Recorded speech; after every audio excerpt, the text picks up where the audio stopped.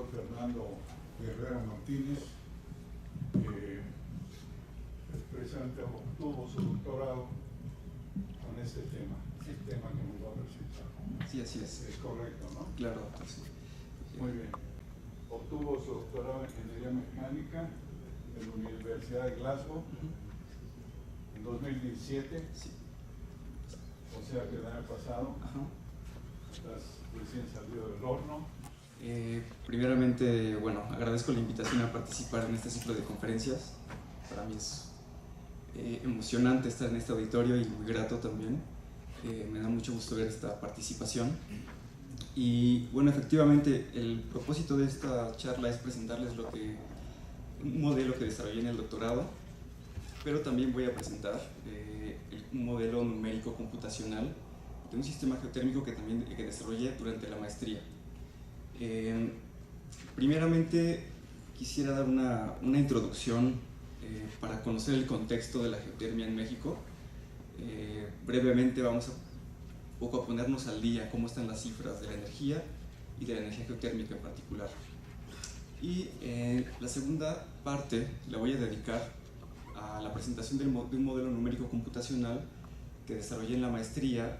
Es un modelo que está orientado al campo, a las aplicaciones, y que intenta describir a un sistema geotérmico de la manera más amplia posible. Y la tercera parte es el modelo que desarrollé propiamente en el doctorado. Es un modelo que tiene un propósito distinto, es un modelo fenomenológico. Tiene el propósito de analizar aspectos fundamentales del problema de convección natural en medios porosos en 3 dimensiones. Bueno, en la tercera parte voy a dedicar también algo de tiempo a la parte matemática, ¿no? Como comentaba, es un modelo fenomenológico y ahí la parte matemática y numérica tiene aspectos interesantes que quisiera compartirles.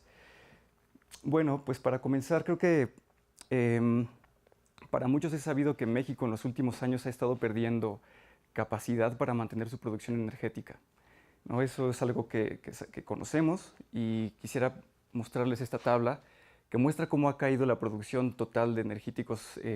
La producción de energía primaria ha caído considerablemente.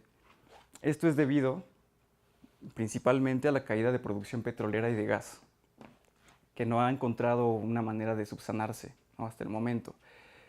Por su parte, carbón y energías limpias mantienen una estabilidad, y renovables han tenido un crecimiento bastante modesto, ¿no?, como podemos ver hasta en la parte de abajo. Esta situación ha conducido al país a una situación un tanto paradójica, porque se está convirtiendo en un importador de energéticos, a pesar de que cuenta con recursos abundantes. Esto lo podemos ver en esta figura que reporta la Secretaría de Energía, en donde vemos que las curvas de producción de energía primaria y del consumo nacional de energía se cruzaron en el año 2015.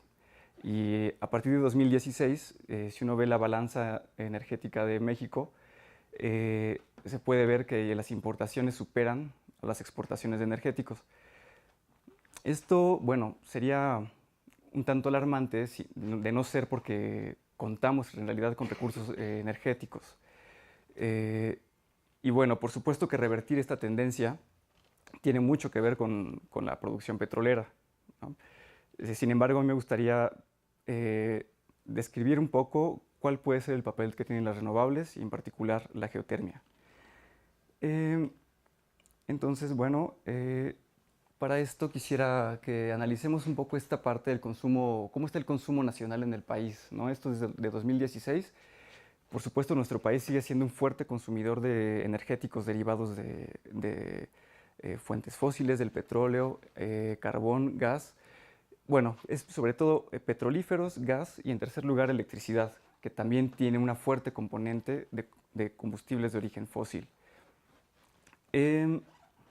Bueno, en este contexto, el país ha planteado 2 metas, ¿no?, que son las siguientes. Por una parte, se ha propuesto generar electricidad con un 35% de energías limpias. Actualmente está en el 20%, como veremos en un momento. Y también en lo que se refiere a la parte medioambiental, el país se ha planteado una meta de reducción de gases de efecto invernadero en 50% al año 2050 con relación a las emisiones del año 2000. Entonces, bueno, aquí, por supuesto, el papel que pueden tener las renovables es, por supuesto, en la generación de electricidad, ¿no? Sobre todo ahí, no solamente, pero quisiera poner énfasis en esta parte. Un fomento en el desarrollo de proyectos renovables que permita aumentar la participación en la generación de electricidad podría aliviar un poco esta fuerte demanda de petrolíferos y de esta manera, bueno, ayudar a revertir en alguna medida esa tendencia negativa que llevan las curvas de producción y consumo. Y veamos cuál es la participación de las renovables en la generación de electricidad. En lo que se refiere a la capacidad instalada, pues dominan, por supuesto, los combustibles fósiles, ¿no? Con un 70%. Luego, sí, las renovables ocupan un 25.4% de capacidad instalada y una parte marginal de energías limpias, nuclear y otras, ¿no? En esta proporción de renovables, vemos que las que más participan es hidro, ¿no? Y también eólica, energía eólica, por supuesto. Energía geotérmica ocupa, bueno, es 1.23% de ese total. Luego siguen bioenergéticos y finalmente solar. Eso en cuanto a la capacidad instalada. Y en lo que se refiere a la generación, pues bueno, por supuesto que aumenta la participación de energéticos de origen fósil, debido a los factores de planta que normalmente son menores a 1 en buena parte, bueno, en casi todas las renovables, excepto la geotérmica, ¿no? Y si vemos cuál es la participación, se redistribuyen un poquito. El orden es el mismo. Hidro ocupa la mayor proporción, luego viene eólica, luego geotérmica y posteriormente bioenergéticos y solar, con una parte ahí pequeña. Nuevamente, aquí quisiera hacer como un paréntesis para ver un poco la tecnología, ¿no? Vemos que la eólica tiene 5.3% de capacidad instalada, pero ya en la generación es 3.2%, debido, como mencioné, a los factores de planta, mientras que la energía geotérmica ocupa un 2% ya en la generación, participa con un 2%, lo cual, bueno, llama la atención. Hay que tener eso en cuenta, ¿no? Cómo funcionan las tecnologías. Otro aspecto, si comparamos la eólica y la energía geotérmica, es que esta participación de la eólica se consigue con pues, más de 1.600 aerogeneradores, mientras que la energía geotérmica, en total en las 5 centrales geotermoeléctricas que hay en el país, hay alrededor de 85 unidades de generación. Es una diferencia notable, ¿no? Entonces, bueno, son cuestiones que hay que tener en cuenta para el desarrollo pues, de la canasta energética de que dispone el país. Bueno, y para ver un poco cuál ha sido la tendencia en los últimos años, quisiera mostrarles esta tabla en donde se muestra cuál ha sido el crecimiento de las energías renovables en México. Podemos ver que, por supuesto, la eólica tiene un aumento importante, bueno, es reciente, de 2016 al 2017. Energía geotérmica, un pequeño descenso en la capacidad instalada. A veces salen de operación unidades, cuestiones de este tipo son las que están afectando esta tendencia. Y también solar, bueno, tu crecimiento importante muy probablemente se debe a una central fotovoltaica que se instaló en Coahuila y que creo que ya está a punto de entrar en operación y que, bueno, le dio un salto de esta magnitud, ¿no? Y finalmente, hay que ver cuesta. Una pregunta ahí en el caso de la geotérmica, pues es principalmente Cerro Prieto, ¿no? ¿Qué tanto están produciendo los azufres? No sabes. La capacidad instalada, bueno, la capacidad instalada de los azufres está como 200 megawatts. 50, ¿no? La capacidad instalada es mayor, pero la generación debe ser, a lo mejor el factor de planta debe estar como a cuarto por ahí. Ajá. Está bien, gracias. Sí. Y bueno, para hacer un poco de prospección, ¿cómo está la situación hacia futuro? Les presento esta tabla. ¿Sí cambió? No. Ajá. Aquí muestro cuáles son los recursos probados, probables y posibles de las diferentes energías renovables con las que cuenta el país. Energía eólica tiene un recurso probado importante y seguramente va a seguir creciendo al ritmo que lo ha hecho en los últimos años. Solar también. Y bueno, lo que se refiere a energía geotérmica, vemos que el recurso probado es bastante modesto en comparación al probable. Esto nos dice que hay mucho trabajo por hacer en exploración geotérmica para ver cuánto de este recurso probable se puede convertir en probado. Ese recurso probado equivale a aproximadamente unos 200 megawatts. O sea, si se convirtieran en una central geotermoeléctrica, sería de aproximadamente unos 200 megawatts. Y muy probablemente ya haya concesiones, ya esté en proceso de concreción esta capacidad probada. Y bueno, pues ya con este panorama, estamos un poco al día en las cifras. Voy a empezar a describir el modelo que hice, el primer modelo que voy a presentarles. Este modelo es un modelo de temperaturas y tiene como antecedente un modelo numérico computacional que presentó el doctor Jorge Andaverde en el año 2008. El doctor Andaverde, junto con el doctor Surendra Verma, desarrollaron un modelo de emplazamiento de una cámara magmática para el sistema geotérmico de los Sumeros, que actualmente alberga una central geotermoeléctrica. Fue un modelo con muchas idealizaciones. Simularon el emplazamiento de una cámara magmática de geometría cilíndrica y digamos que el aporte a destacar es que incorporaron un modelo de cristalización fraccionada para modelar el calor latente de cristalización del magma y de esta forma reproducir el campo de temperaturas en el subsuelo del área de estudio, de los Sumeros. Digamos que desde el punto de vista químico, de la química de rocas, tiene muchos aportes y destaca en muchos aspectos en esta parte, pero en lo que se refiere a la parte, digamos, del modelo numérico, la discretización, pues le faltaba, ¿no? Querían hacer más cosas.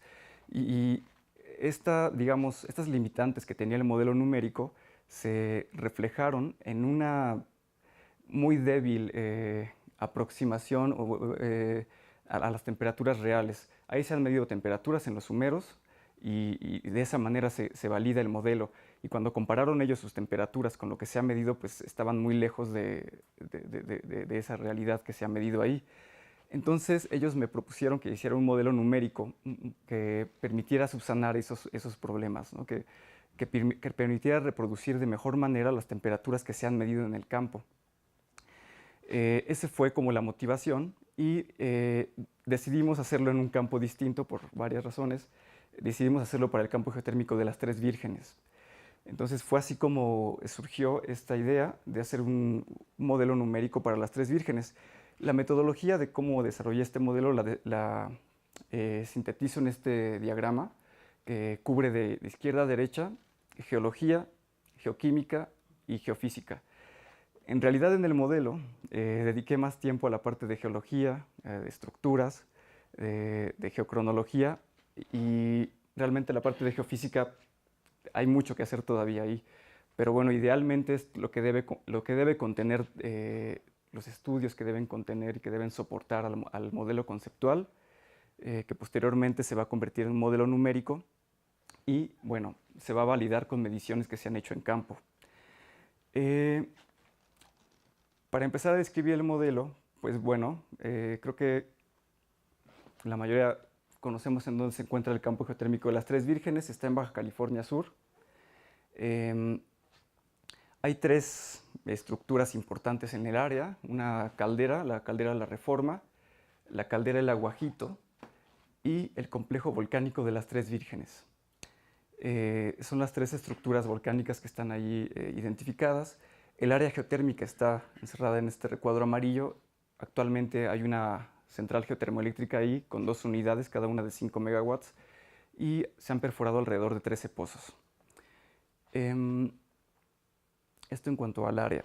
Y para hacer un zoom un poco en la parte del área geotérmica, les presento este mapa para que tengan una idea de cómo están distribuidos los diferentes pozos. Están muy próximos bueno, algunos del lado del complejo volcánico de las Tres Vírgenes y otros más próximos a la caldera del Aguajito. Con esto en consideración, bueno, un aspecto más, antes de describir el dominio de estudio, quisiera mencionar que se identificaron una serie de estructuras de fallamiento que hay en dirección noroeste-sureste, que son de importancia para describir cómo se han depositado algunos sedimentos en el área. Como veremos en un momento, hay una diferenciación entre la parte que está más próxima a la costa y las que están hacia el suroeste, debido a fenómenos de subsidencia que han ocurrido en el área. En un momento más daré detalles sobre eso. Entonces, en esta línea de tiempo quisiera describir cuáles son los principales fenómenos geológicos que han ocurrido en esta área. En lo que se refiere a la tectónica, bueno, hay una transición de un régimen de subducción a un régimen extensivo, ¿no? Bueno, comenzó hace aproximadamente 29 millones de años. El emplazamiento de los centros volcánicos que identifiqué ahí en el área empieza a ocurrir hace aproximadamente 6.5 millones de años. Es el emplazamiento de la Reforma y del Aguajito. Se detecta el fin de la actividad volcánica en la caldera La Reforma hace aproximadamente 800.000 años. Con esto en mente, consideramos que la Reforma no tiene una aportación importante a lo que se refiere a las temperaturas, al calor en el área, y por eso ya no la vamos a considerar más en el modelo conceptual y nos vamos a centrar en el Aguajito y en el complejo volcánico de las Tres Vírgenes, nada más. El último ciclo eruptivo en el Aguajito comienza hace aproximadamente 700.000 años. Termina hace 500.000 años aproximadamente, y el emplazamiento del complejo volcánico de las Tres Vírgenes comienza hace aproximadamente 440.000 años. La última erupción que se ha fechado tiene aproximadamente 30.000 años de antigüedad. De manera que este va a ser nuestro dominio. Discutiendo con el doctor Verma cuáles son las fuentes de calor del sistema, consideramos que son todas aquellas que tengan menos de 1 millón de años de antigüedad, ¿no? En este caso, 700.000 años consideramos que todavía podría tener un remanente térmico de importancia, y por eso se considera el modelo a partir de hace 700.000 años en adelante. De manera que estos son, en resumen, los eventos que voy a modelar en mi modelo numérico. Ese fue el dominio temporal, ¿no? 700.000 años con esos eventos que describí. Y en lo que se refiere al dominio espacial, seleccionamos un área de 20 kilómetros por 30 kilómetros que cubre todo el complejo volcánico de las Tres Vírgenes y la caldera del Aguajito. Identificamos la traza de la falla que marca la división entre dos diferentes ambientes y columnas litológicas. Hacia arriba de esta falla, que está marcada en color rojo, hubo fenómenos de subsidencia, el mar invadió parte de la costa y hubo depositación importante en toda esa área. Hay un estrato de aproximadamente 100 metros de sedimentos que no se encuentra en la parte sur, digamos, ¿no? Eso es para describir un poco más adelante la parte de distribución de tipos de rocas en el modelo numérico. Se analizaron los afloramientos, se hizo un modelo de elevaciones, y a partir de esto se hizo una estimación de los volúmenes eruptivos. De los dos centros volcánicos, de las Tres Vírgenes y del Aguajito. A partir de estas estimaciones de volúmenes eruptivos, estimamos el volumen de las cámaras magmáticas, que vamos a modelar como si fueran esferas. De esta manera hay dos fuentes de calor. Esto, por supuesto, es una idealización, es una forma nada más de modelar esto. El propósito aquí es reproducir las temperaturas en el subsuelo de una manera que sea lo más cercana posible a la historia eruptiva del lugar. por supuesto que hay diferentes maneras de modelarlo, ¿no? Y bueno, la imagen de la izquierda es, digamos, una condición inicial, sin fuentes de calor y, por supuesto, sin estructuras en la superficie. El modelo del emplazamiento también es una idealización, lo hicimos un emplazamiento por capas que van ascendiendo en el tiempo hasta cubrir por completo el volumen de las cámaras. A partir de la geología de pozos describimos las diferentes columnas litológicas en el área.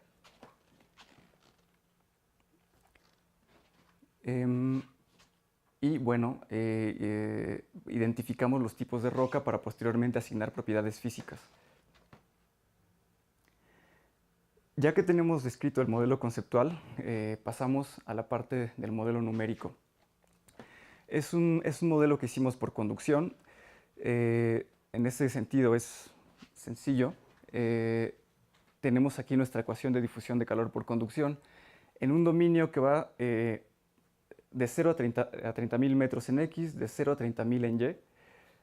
Aquí en el modelo numérico decidimos poner 10 kilómetros más en el eje X, porque vamos a utilizar una condición de frontera de temperatura constante. Entonces, bueno, ya que teníamos el modelo conceptual listo, nos dimos cuenta que había que aumentar un poco la distancia entre las fronteras y la fuente de calor para evitar un enfriamiento acelerado. Entonces, por eso agregamos 5 kilómetros de cada lado en el eje X. Y bueno, como les comento, las condiciones de frontera son de temperatura constante y están dadas por un gradiente geotérmico de ese valor. En la superficie asumimos una temperatura de 25 grados, temperatura constante. Y bueno, este modelo, este problema matemático se discretizó con el método de volumen finito. Aquí están los parámetros de la discretización. En X y en Y son cuadrados de 250 metros y en el eje Z es más pequeño, de 50 metros, que es la dirección del flujo de calor. Por eso aplicamos una discretización más fina en el eje Z. La discretización temporal manejamos dos tiempos, primero a 1000 años y después a 100 años. Y bueno, pues este problema, una vez que se discretiza, genera una matriz heptadiagonal con aproximadamente 6.3 millones de grados de libertad, que se resolvió con un algoritmo Gauss-TDMA. El tiempo de simulación toma entre 12 y 19 horas. Bueno, hicimos una calibración considerando diferentes volúmenes que, como les dije, bueno, se aproximaron a partir de los volúmenes eruptivos y bueno, se consideraron varios casos, pero al final estos fueron como los que nos arrojaron mejores resultados. Aquí lo que estoy poniendo son dos profundidades diferentes, que son 3.000 y 3.500 metros por debajo del nivel del mar, de las fuentes de calor, y los volúmenes de las dos cámaras, de las dos fuentes de calor, del Aguajito y de las Tres Vírgenes, el volumen total. Perdón, una pregunta. Ajá, sí, sí. ¿Con qué datos contaban? Pues trabajamos con información publicada en revistas de la Comisión Federal de Electricidad, trabajos de la doctora Aida López. ¿Más o menos de qué periodo corresponden? ¿Como cuántos años? Ya tienen sus años. Yo creo que es a principios de los 90 que se publicaron esos datos. Fue con lo que trabajé. Pero supongo que ahora más observaciones, ¿no? En la época reciente. Sí. Yo creo que se podría refinar esto con más información, más estudios, seguramente. Bueno, pues de esta serie de modelos que probamos... No sé si te vas a referir a esto posteriormente, pero hay una pregunta. ¿Modelaron qué acuífero? ¿Hay acuífero ahí? Supongo Sí. que sí, ¿no? Supuesto que están empezando a explotarlo. Sí. Acuífero, pues no Sí, bueno. sería posible. Ajá, no, bueno, no consideramos el acuífero. Aquí nos centramos en los volcanes, en el emplazamiento de las fuentes de calor. Sí hay un acuífero, está en un yacimiento de rocas cristalinas. No lo tomamos en cuenta. Pero ese no lo simularon, ese No. lo modelaron. No, pero sí, tuvimos que incluirlo de manera un tanto artificial. Tuvimos que aumentar la conductividad térmica del área debajo donde está el yacimiento. En esa área la transferencia de calor es mucho más efectiva y sí aumentamos la conductividad. Algunos estudios indican que ese aumento en la transferencia de calor puede ser de entre 3.5, un factor de 3.5 o hasta 8 o 10, dependiendo del régimen convectivo. Pero en este caso tuvimos que hacerlo por conducción. Ajá. La ecuación que mostraste. Sí, sí, sí. Y bueno, pues para ilustrar la simulación, quisiera mostrarles esta animación que hizo mi estudiante de servicio social en Paraview.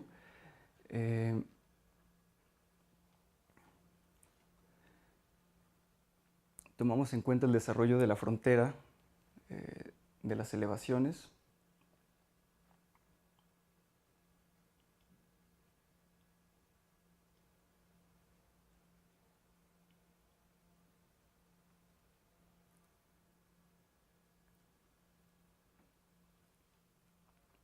Hicimos ahí un recalentamiento debido a, tomando en cuenta que ha habido reinyección en el complejo volcánico de las Tres Vírgenes. Bueno, esa es la forma como se calienta el medio. Y bueno, aquí, si pudiéramos poner una sonda para medir temperaturas en fondo de pozo en el presente y luego hacer una marcha del tiempo atrás, veríamos, según este modelo, unos perfiles, unas curvas de temperatura como estas. Aquí estoy graficando 5 pozos, la temperatura en el fondo de 5 pozos. Esas temperaturas de fondo de pozo están reportadas en la literatura y las utilizamos para validar nuestro modelo. De manera que, bueno, la validación se hace en el presente. Este es el tiempo de cómputo desde 0 hasta 700.000 años, que es, digamos, el presente, ¿no? Allá es el inicio de la simulación. Y bueno, vemos estas curvas.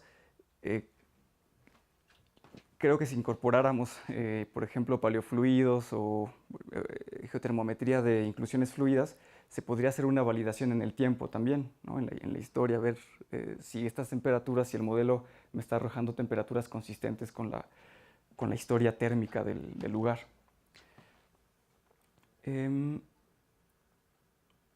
Bueno, la validación, como les comenté, se hizo comparando las temperaturas que se reportan en fondo de pozo. Están reportadas en la temperatura de referencia y estas son las temperaturas simuladas en 4 diferentes modelos. Los 2 mejores son los que están en el centro. Podemos ver que están bastante cercanas. En lo general creo que es un buen resultado. Y, la calibración, ¿con qué datos lo realizas? O sea, aquí estamos hablando de qué periodo de años, porque esto es en el presente. La validación se hace con temperaturas que se midieron. O sea, ¿como condiciones estáticas o qué? Como un momento en el tiempo, una condición estática, sí, en el tiempo. Esas temperaturas de referencia se reportaron justo, son temperaturas... Okay. Es apuntador. Sí.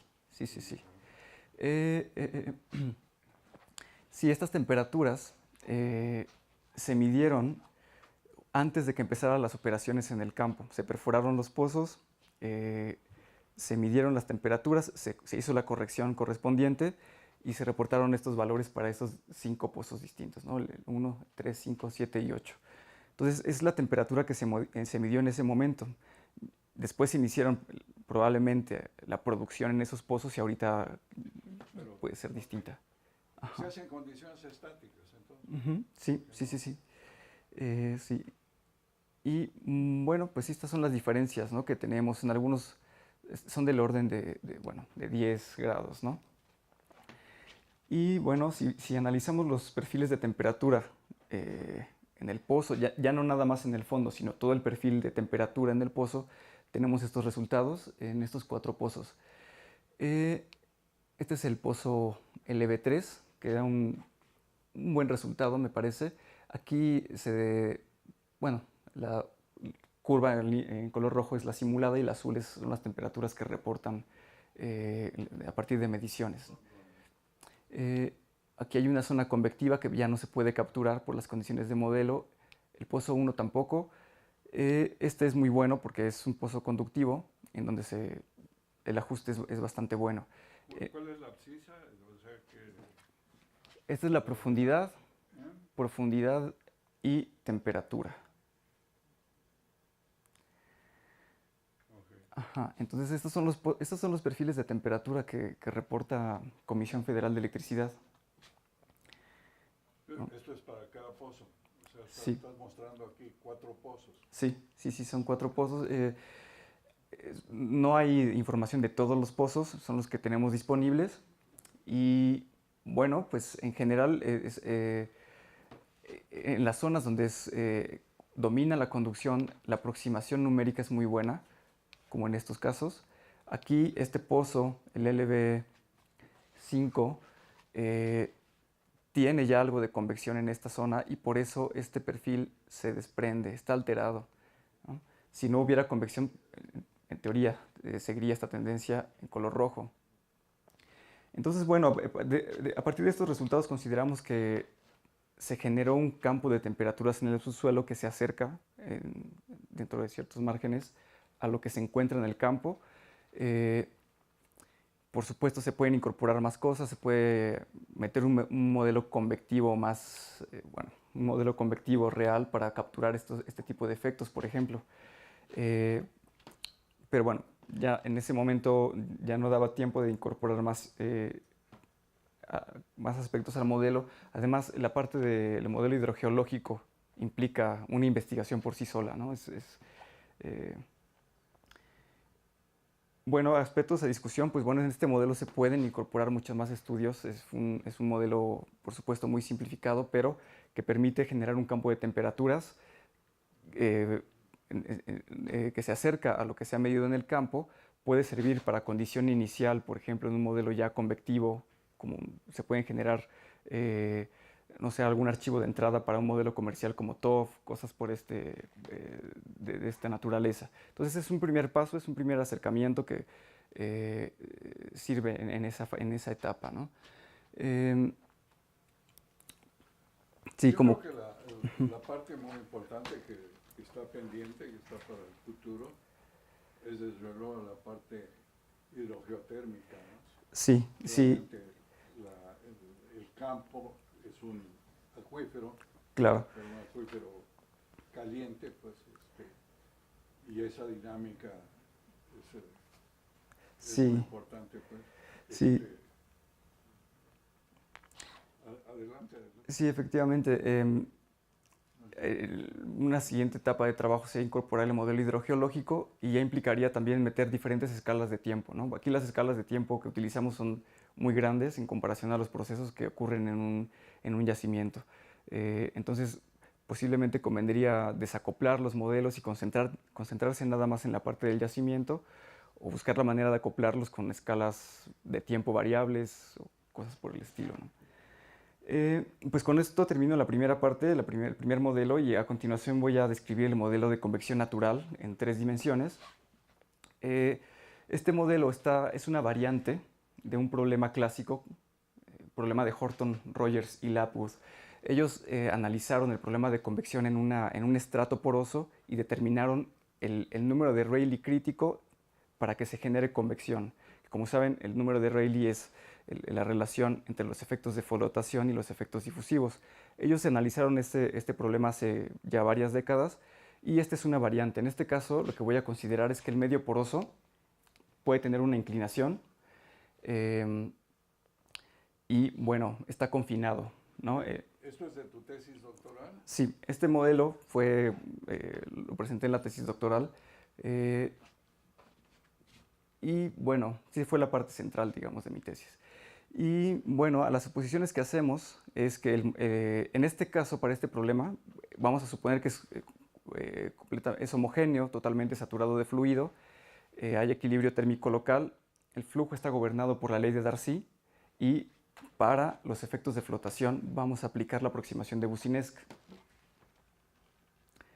Las ecuaciones de gobierno están aquí descritas. Tenemos la ley de Darcy con una fuente que toma en cuenta los efectos de flotación. Este vector E toma en cuenta las componentes de la gravedad que pueden actuar ya sea en Z si está horizontal la cavidad o en Z y en X si tiene una inclinación.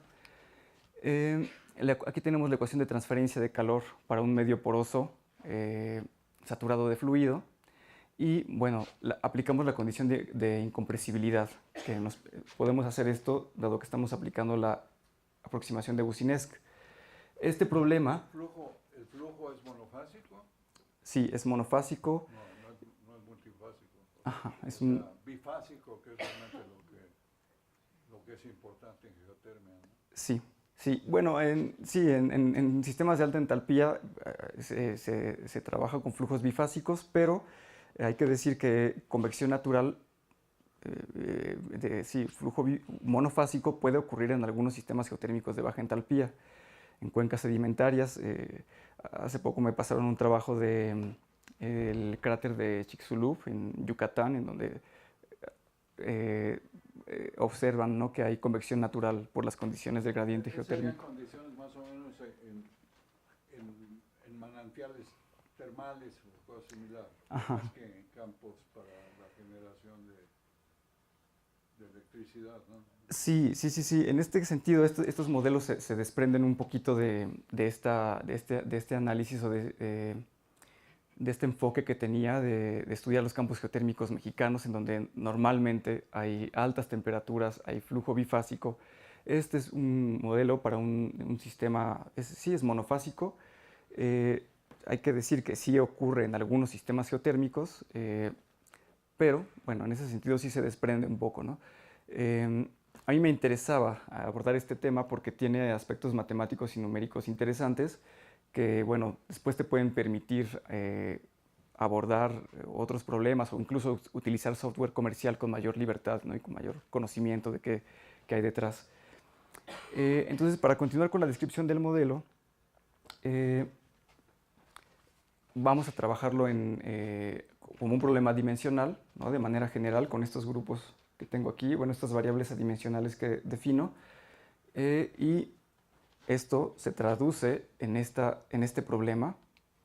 Momento otra vez, que bueno, está Darcy y bueno, los efectos de flotación, la ecuación de transferencia de calor, masa y bueno, defino un parámetro aquí que se llama el número de Nusselt. Muchos de ustedes están familiarizados con él, pero nos permite cuantificar la efectividad de la transferencia de calor. En este tipo de modelos fenomenológicos normalmente estamos interesados en ver bajo qué condiciones se transfiere más calor, qué tipo de régimen convectivo existe, cuántas celdas aparecen en el medio poroso. Esos son algunos aspectos de interés en este tipo de modelos. Entonces utilizamos el número de Nusselt para evaluar la efectividad de la transferencia de calor. Simplemente estamos integrando la temperatura, el gradiente de temperaturas en la tapa del sistema. No lo mencioné, pero las condiciones de frontera estamos calentando por debajo y enfriando por la tapa. Y las paredes laterales son adiabáticas. ¿Okay? Bueno, este problema matemático que acabo de describir se puede resolver por dos métodos, que son ambos interesantes.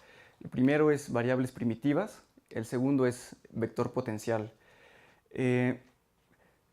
Matemáticamente son distintos y el algoritmo de solución también es diferente. El método de variables primitivas parte de tomar la divergencia de la ecuación de momento, ¿no? La ley de Darcy, aquí está. Si tomamos la divergencia de esta ecuación, podemos escribir una ecuación de Poisson para la presión. Entonces, este problema de variables primitivas va a utilizar una ecuación para la presión y aparte, bueno, la ecuación de transferencia de calor. Y el método de vector potencial parte de reescribir la velocidad como el rotacional de un vector que tiene esta propiedad. Esta aproximación lo que nos permite hacer es eliminar la presión y nos conduce a una ecuación vectorial, diferencial vectorial para este vector potencial. Aquí tenemos tres ecuaciones, aquí nada más es una, para la presión aquí son tres, las tres componentes del vector potencial. Bueno, las condiciones de frontera. En el caso de variables primitivas, el gradiente de presión debe satisfacer esta condición que le estoy tomando tal cual de la ecuación de momento. Simplemente despejo de aquí el gradiente de presión, debe satisfacer esto, ¿no? El gradiente de presión puede tener un término fuente, ¿no? Que es la temperatura. Por su parte, las condiciones de frontera para el método de vector potencial son Neumann, de este tipo. Aquí ya no aparece ningún término fuente.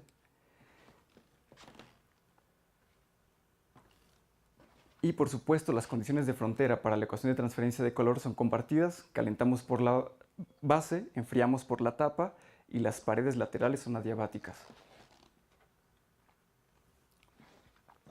En resumen, aquí tenemos los dos problemas matemáticos, ecuación de transferencia de calor, una ecuación de Poisson para la presión y en este caso de vector potencial, la misma ecuación de transferencia y tres ecuaciones de Poisson para las componentes del vector potencial. En ambos casos la velocidad se va a calcular de manera explícita. Una vez que conozca la presión de esta ecuación, la sustituyo aquí, conociendo también ya el campo de temperaturas, se calcula la velocidad explícitamente y también aquí en el método de vector potencial la velocidad, una vez que resuelva esto, puedo calcularla de esta definición. Aquí describo los algoritmos que empleé para resolver estos dos problemas diferentes. En el caso de variables primitivas, es un algoritmo no iterativo. Aquí hago un paréntesis, no lo mencioné, pero a mí lo que me interesa es encontrar el estado estacionario de estos problemas. Voy a hacer una simulación y detenerla cuando el problema ya no cambie, cuando el sistema esté estacionario. Entonces voy a hacer la simulación en el tiempo y voy a definir un criterio de paro para decidir cuándo se alcanzó el estado estacionario. Entonces, en ese sentido hay que resolver estas ecuaciones en diferentes pasos de tiempo hasta que ya no se aprecie ningún cambio en el sistema. El método de solución en variables primitivas solamente me demanda resolver las ecuaciones diferenciales de la temperatura y la presión una vez por cada paso de tiempo. En ese sentido es no iterativo. En cada paso de tiempo voy a resolver solamente dos ecuaciones, temperatura y presión. Y continúo al siguiente paso de tiempo hasta que alcance el estado estacionario. En cambio, el método de vector potencial, en cada paso de tiempo tengo que resolver varias veces las ecuaciones, la de temperatura y las componentes del vector potencial. Tengo que iterar en cada paso de tiempo, ¿no? Hasta que encuentre el estado estacionario. En este sentido, variables primitivas parece un algoritmo atractivo, nada más hay que resolver una vez las ecuaciones en cada paso de tiempo, mientras que en vector potencial son varias veces. Digamos que aparentemente, desde el punto de vista numérico, este es más eficiente, pero en realidad en los resultados, como veremos en un momento, no es así. El método de vector potencial da resultados más exactos. Aquí, bueno, para los que estén familiarizados con un volumen finito, muestro también una diferencia importante en estos dos modelos. El método de variables primitivas requiere una sola malla en la cual voy a calcular la presión y la temperatura en el centro del nodo, mientras que el método de vector potencial requiere una malla desfasada. La temperatura la voy a calcular en una malla que está aquí en color negro y las componentes del vector potencial en mallas distintas, ¿no? Que coinciden aquí con las aristas del cubo.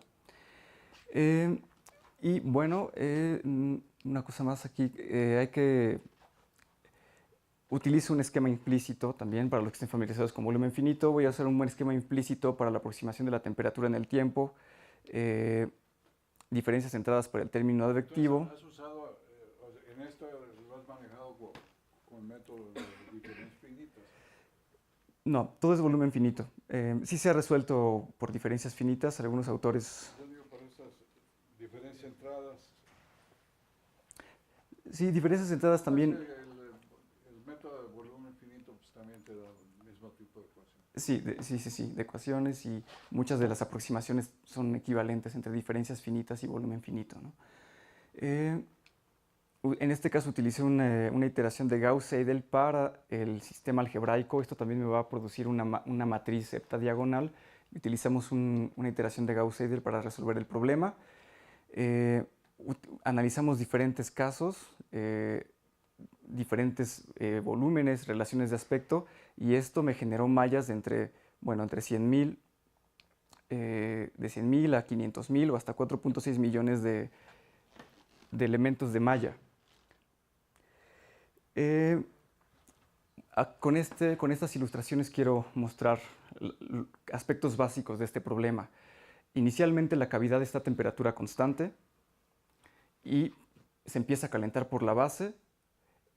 Inicialmente el transporte de calor es conductivo. Aquí se ven todas las isotermas son paralelas hasta que los gradientes de temperatura son suficientemente fuertes para iniciar la convección, ¿no? Son aspectos básicos para los que no están familiarizados con el problema.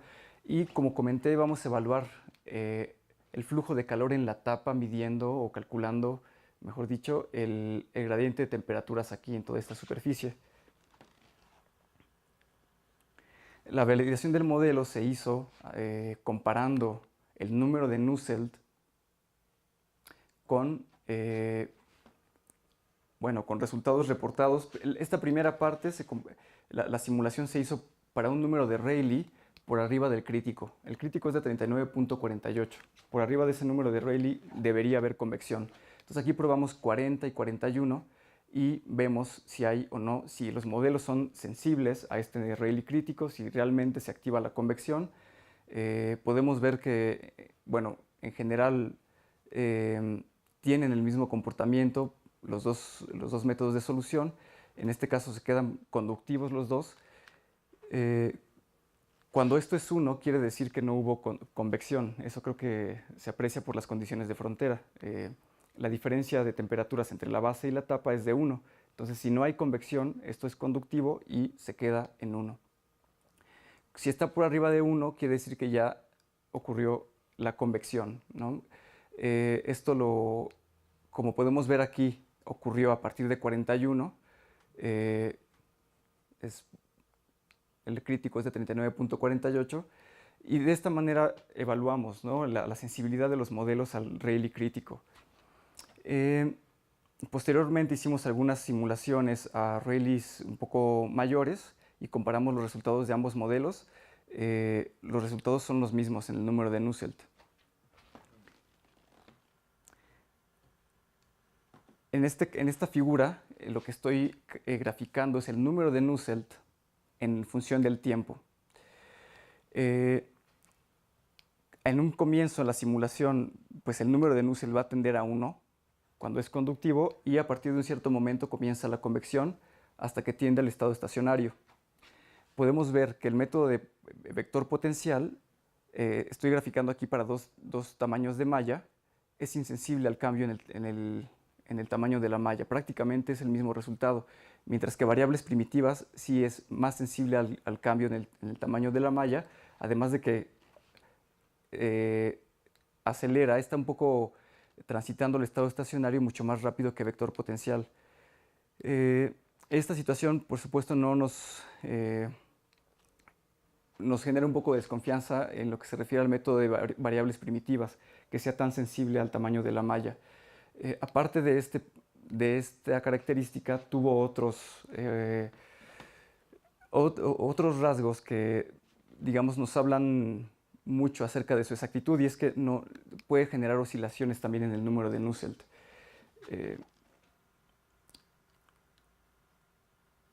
¿Oscilaciones dónde? En el número de Nusselt, el número de Nusselt debería tender a un valor constante en el estado estacionario y variables primitivas empieza a oscilar en una forma sinusoidal que pues, no se observa en vector potencial. Por esto, decidimos utilizar el método de vector potencial para el resto de las simulaciones. En esta figura, bueno, aquí estoy mostrando cómo diseñamos el experimento numérico. Es un espacio de parámetros que estoy mostrando en esta pequeña tabla. Voy a considerar tres diferentes relaciones de aspecto, de 3, como es este caso, ¿no? El ancho es 3 veces la altura, de 5 y hasta de 10. Y consideramos 5 números de Rayleigh desde 50 a 100, que son moderados, valores moderados, y ángulos de 0 hasta 90 en pasos de 10. Estos son algunos resultados para la relación de aspecto de 3, cuando el ángulo es 0. Esto está horizontal. Este es un sistema convectivo que por supuesto no se puede ver en 2 dimensiones. En un modelo 2D no se puede generar un sistema como este, que es un rollo longitudinal, ni tampoco como este, en donde interactúan una celda que es transversal con otra que es longitudinal. Cuando el número de Rayleigh se aumenta hasta, en este caso es 60, vamos a 62, 63, se genera un régimen convectivo multicelular como este, que sí se ha reportado en modelos bidimensionales, y bueno, coincide, ¿no? En el caso de 3D tenemos 3 celdas también. Eso es lo que se refiere a los modos convectivos, ¿no? Para un número de Rayleigh mayor de 100, también vemos sistemas convectivos que no se pueden ver en modelos bidimensionales, como este, en el que interactúan 2 celdas transversales con una longitudinal en el centro. Este es el caso en que la relación de aspecto es de 10. Nuevamente aquí es un modelo fenomenológico, ¿no? Se pueden cambiar los parámetros y analizar diferentes aspectos. Pero en este caso, bueno, es solo para ilustrar algunos de los análisis que se pueden hacer. En este caso estamos yendo desde un ángulo de 1 a un Rayleigh constante hasta un ángulo de 30. Nuevamente podemos apreciar modos convectivos, configuraciones que no se aprecian en modelos bidimensionales. Y cuando aumentamos el ángulo hasta 30, pues esto tiende a un sistema monocelular de esta forma, que sí se ha reportado en modelos 2D, por supuesto. Y bueno, también podemos analizar qué tan eficientes son estos modelos para la transferencia de calor, lo cual reporto en estas figuras. Aquí estoy graficando el número de Nusselt, ¿no? La efectividad para transportar calor con respecto al ángulo de inclinación para diferentes números de Rayleigh. En el caso de la relación de aspecto 3, bueno, hay un máximo cerca de 10 que corresponde al modelo multicelular, al régimen convectivo multicelular, que genera mayores valores de transferencia de calor debido a que hay más plumas de ascenso y descenso de fluido. Conforme aumentamos el ángulo, el sistema está transitando a un régimen monocelular en donde pues, la transferencia de calor ya no va a ser tan efectiva. Y eso, por supuesto, es más notable cuando aumentamos la relación de aspecto. Como en este caso estoy graficando 10, lo mismo. Los sistemas que transfieren más calor por convección pues son para ángulos moderados, ¿no? Cuando aumentamos hay un drástico descenso debido a que estamos perdiendo todas esas plumas de ascenso y descenso. Y bueno, ya casi concluyo en esta parte. Lo que hice fue introducir capas para variar la permeabilidad de estos 3 estratos. En este modelo también la temperatura es de 1 en la base, es de 0 en la tapa, las paredes laterales son adiabáticas, los estratos, las capas externas comparten la misma permeabilidad y conductividad térmica y la capa interna puede variar sus propiedades. La validación se hizo comparando nuestros resultados, en este caso para estos valores de parámetros. Aquí la permeabilidad de esta capa intermedia es 100 veces menor a las capas externas y estos resultados ya están reportados, pudimos compararlos para validar nuestro modelo. diseñamos este experimento numérico. Dejamos un número de Rayleigh constante de 300 y variamos la relación de permeabilidades de la capa interna con respecto a las capas externas y el espesor de la capa interna. Consideramos 3 espesores de 0.1, 0.15 y 0.2. Y podemos analizar aquí el número de Nusselt en función de la relación de permeabilidades. En este caso es 1, pues la permeabilidad es la misma en las 3 capas, pero conforme empezamos a reducir la permeabilidad de la capa interna, por supuesto, esto va a descender de esta manera. Son 3 capas. Sí, son 3 capas y bueno, aquí son 3 espesores los que estoy comparando. En principio, el espesor más grande debería impedir más el transporte de calor, pero no hay excepciones, ¿no? O sea, ese comportamiento se puede ver hasta aquí. Hasta esta parte, el espesor más grande genera un Nusselt menor, ¿no? Pero puede haber aquí unos puntos de cruce debido a que, bueno, hay modos convectivos que pueden ocurrir con espesores grandes de la capa interna, pero que favorecen la transferencia de calor. Estas son cuestiones que, bueno, se pueden ver con este tipo de modelos, ¿no? Que a veces salen un poco de la intuición. Aquí, bueno, estoy mostrando secciones nada más de cómo se ven los diferentes modos convectivos. Podemos ver convección en todo el medio poroso, o podemos ver, por ejemplo, que el sistema está tendiendo a un confinamiento de las celdas convectivas arriba y abajo, ¿no? Sí.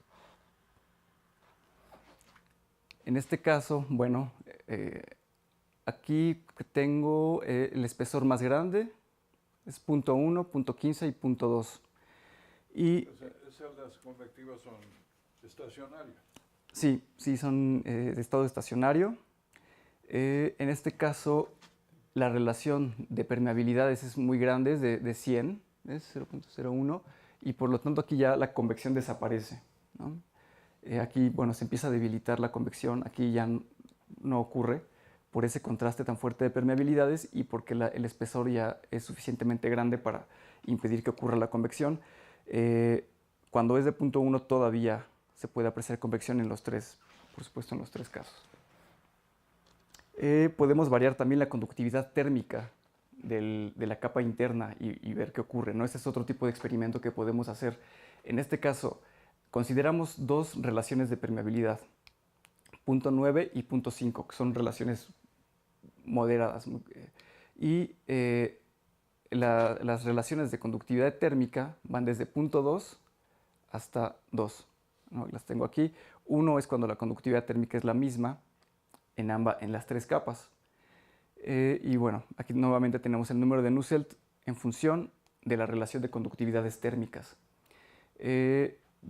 Y bueno, aquí pues es un tanto intuitivo también. Conforme aumenta la conductividad térmica de la capa interna, pues el sistema tiende a ser más conductivo y el número de Nusselt se reduce, ¿no?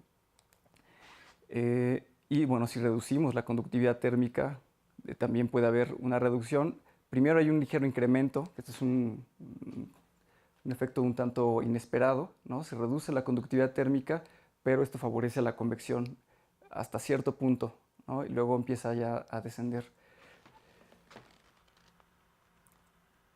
Algunos de los modos convectivos que se pueden observar en este caso particular de conductividades térmicas no son de esta forma. Y concluyo con una visualización más. Este fue el modelo que hicimos con de mayores dimensiones, que tiene 3 por 3, con una altura de 1. En este caso consideramos un contraste de permeabilidades de 10, ¿no? La capa interna es 10 veces menos permeable que las capas externas y hay un confinamiento parcial, ¿no?, de la convección en las capas externas, ¿no? Prácticamente todo el flujo está en la base y en la tapa. Y en la capa interna ahí está estático. Hay velocidades de flujo, pero son muy bajas, ¿no?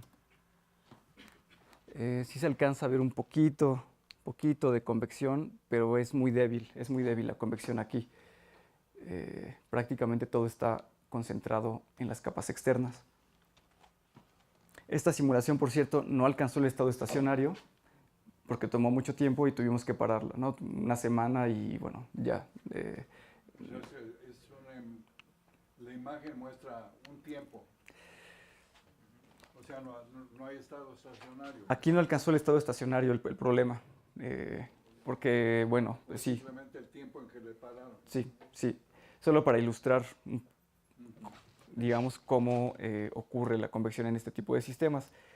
Y pues esto sería aspectos para discusión, pues nuevamente estos modelos son fenomenológicos para estudiar aspectos fundamentales, se pueden adaptar a situaciones de estudio de campo, ¿no? Metiendo más parámetros, diseñando experimentos numéricos de acuerdo a lo que necesitemos, por supuesto.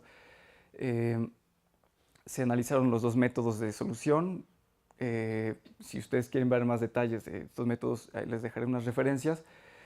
Y bueno, en lo que quisiera señalar que es importante, en la parte de variaciones de permeabilidad y de conductividad térmica, estas variables, estas propiedades se variaron de manera independiente, pero también se podrían acoplar modelos que relacionen la permeabilidad con la conductividad térmica, ¿no? En este caso hay muchos modelos porque esas propiedades tienen, no están relacionadas de la misma manera en todos los medios porosos, por supuesto, ¿no? La conductividad térmica tiene que ver con las propiedades químicas del material, los minerales que tiene, mientras que la permeabilidad está dada por fenómenos físicos normalmente externos. Entonces no hay un solo modelo, pero se podría incorporar a esto algún modelo de interés para analizar, ¿no?, de manera acoplada los cambios de permeabilidad y de conductividad térmica. Bueno, yo termino con estos agradecimientos y con estas referencias. Muchas gracias por venir a compartir esta obra con nosotros.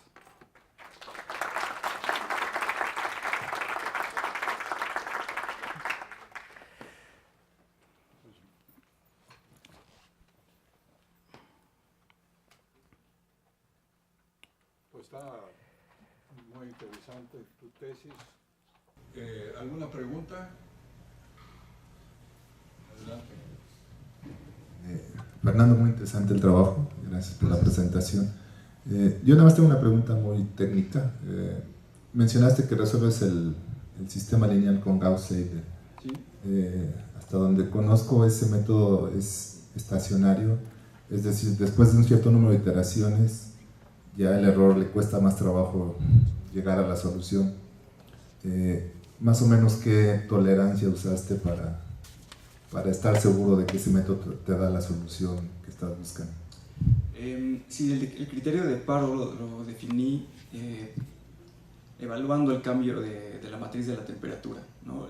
Evaluamos el cambio en pasos de tiempo sucesivos en un intervalo de tiempo lo suficientemente largo para tener la seguridad de que estamos evaluando efectivamente si cambia o no el campo de temperaturas. En este caso yo tomé 22.000 iteraciones, 22.000 pasos de tiempo. En 22.000 pasos de tiempo evalué el cambio de la temperatura, tomé el máximo cambio, lo promediamos, y si ese cambio es mayor a 5 por 10 a la menos 7, bueno, si es menor, para. Es un criterio de paro bastante riguroso.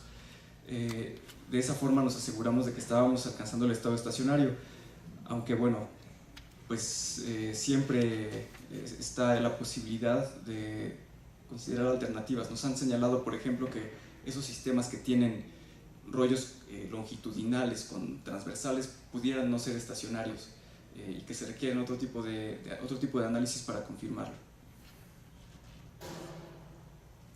¿Alguna otra pregunta o comentario?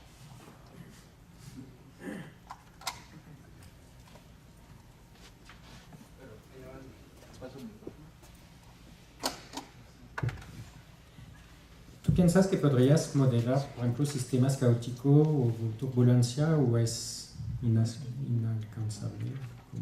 ¿Cómo ves? Sí se podría. Bueno, en este caso, el esquema que utilicé para aproximar el término advectivo fue de diferencias centradas, que no es muy bueno para números de Rayleigh altos, con velocidades altas y ya sistemas caóticos, pero si cambiamos el esquema de aproximación, sí se podría. En este caso, como nada más me centré en Rayleighs moderados, no, consideramos que diferencias centradas era suficiente. Acá. Gracias por tu conferencia. Y se puede el código modificar, ¿verdad? O lo puedes adaptar a más opciones. ¿Qué tanto se podría incorporar reacciones o la química que podría influir bastante en el cambio de las presiones? Bueno, yo creo que si todavía es poco lo que tiene en la parte de flujo y todo eso, pensar en ese momento e introducir la parte química.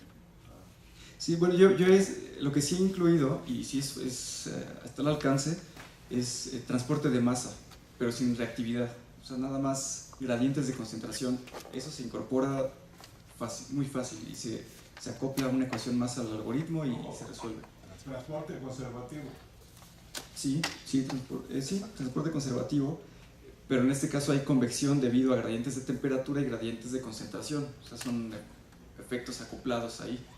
Eso se puede hacer muy fácil, pero ya meter, por ejemplo, reacciones químicas, eso implicaría un modelo, acoplarle un modelo extra, ¿no? Bueno, de hecho, sí, lo hemos pensado. Por ejemplo, usar software comercial para acoplar este código con alguna entrada que tenga un software comercial que maneje reactividad. Muy bien, pues si no hay más preguntas, muchas gracias. Nos gustaría platicar contigo. Gracias, claro. Esperamos en mi oficina, nos daría mucho gusto. Gracias, doctor. Sí, gracias a ustedes.